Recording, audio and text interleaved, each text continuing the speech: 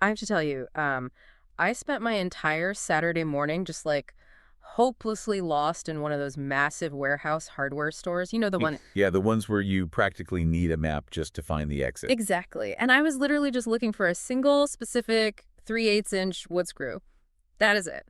But by the time I finally found aisle 47, bay 12, my brain was totally fried. I mean, I hadn't even started my actual project yet. Bro, that's a classic case of cognitive overload. I mean, you Yeah. burn through all your processing power just navigating the environment rather than actually building the thing. Yeah, and it turns out that feeling of being dumped into a massive labyrinth and told to, like, find the screw is precisely what we do to AI coding agents when we drop them into these huge software code bases, which actually is exactly what we are digging into for you on today's deep dive. It really is the perfect analogy. Yeah. Today, we're looking at a brilliant new open source tool from Microsoft called FastContext, and it basically solves this exact bottleneck. Right, because we love looking at how we solve complex problems here. And this is all about teaching an AI to effectively delegate, right?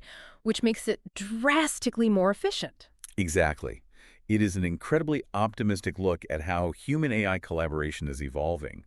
But to understand why fast context is even necessary, we really have to look at what's called the context window trap. The context window trap. Okay, break that down for us. So right now, an AI coding agent is essentially just this one monolithic model. Like we ask it to explore the entire repository, read the files, hunt down the bug, and write the code. So it's basically wandering the hardware store and also trying to build the birdhouse at the exact same time. Yes.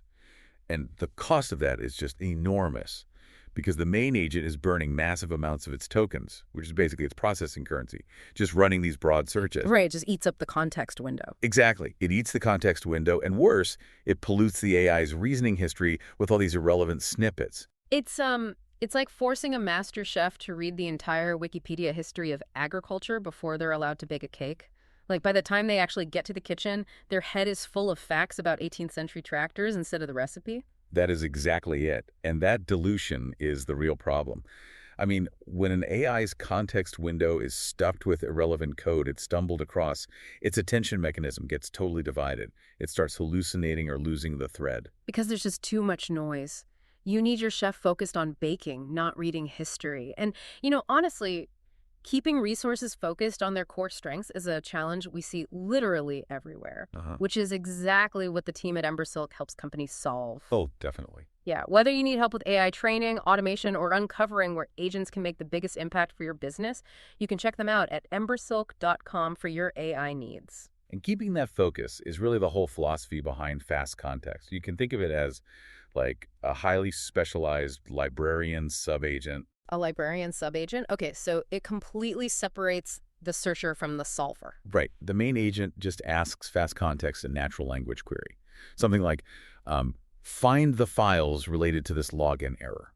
Okay, so the main agent delegates the digging. But how does fast context actually report back without triggering that same token bloat? So fast context uses these read-only tools, things like read, glob, and grep, to run parallel searches without ever modifying the files. Oh, wow. Yeah, and then instead of handing back the whole textbook, it returns a highly compact citation block. So it just gives the exact file paths and the specific line ranges. Wait, hold on. I'm stuck on the mechanics here. If I'm spinning up a second AI model just to read files, aren't I just, shifting the token cost from one model to another? It seems like you would be, yeah. But the data shows otherwise. These fast context models are actually incredibly compact. We're talking trained at 4 billion to 30 billion parameters. Okay, which is relatively small. Very small. And they use supervised fine-tuning and task-grounded reinforcement learning, which in plain English means they've been rigorously trained to do exactly one thing: find the right code efficiently. So they're super efficient at the grunt work. Exactly. By handling that grunt work, it actually reduces the main agent's token usage by up to 60.3%.